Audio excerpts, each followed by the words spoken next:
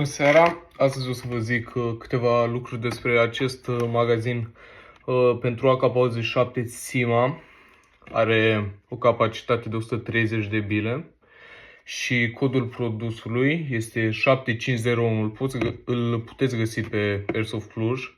Eu de acolo l-am achiziționat și îl am de aproximativ 2 sau 3 luni.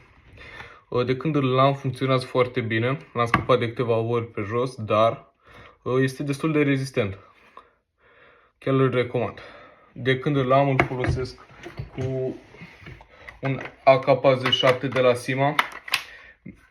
Merge foarte bine, nu se mișcă magazinul. Este un magazin care chiar e de calitate. Pentru preț chiar se merită. Nu are câteva probleme la design, dar